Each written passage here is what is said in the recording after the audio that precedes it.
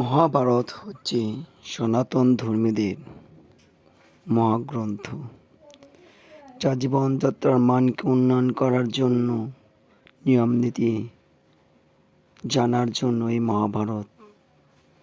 মহাভারত থেকেই সব কিছু জানা যায়, শেখা যায়।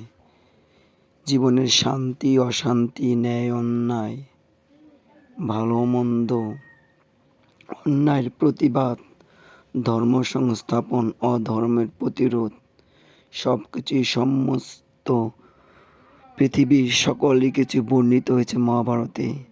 তো একটু একটু করে জানবেন, শান্তি অশান্তি নেই, দুঃখ বেদনা যন্ত্রণা নেই, সব কিছু এই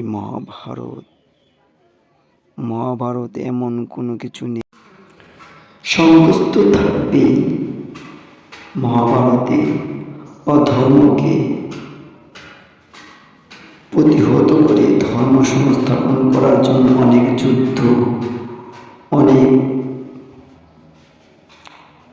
ত্যাগ তিতিক্ষার মাধ্যমে সৃষ্টি হয়েছে এই মহাভারত। ধর্ম সংস্থাপনা, যার জন্য অনেক ত্যাগ তিতিক্ষা করতে হয়েছে, অনেক দুঃখ কষ্ট বেদনা দাগ ভোগ করতে হয়েছে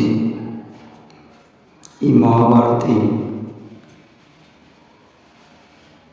মহাভারত সনাতন ধর্মীদের জীবনযাত্রা সুন্দর।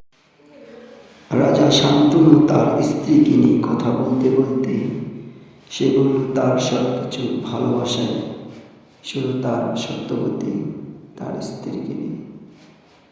স্ত্রী বলল, আমার এখানে সংঘর্ষ হয়েছে। সংঘর্ষ অবশ্য থাকবে, সংঘর্ষ নিয়ে তো জীবনযাত্রা।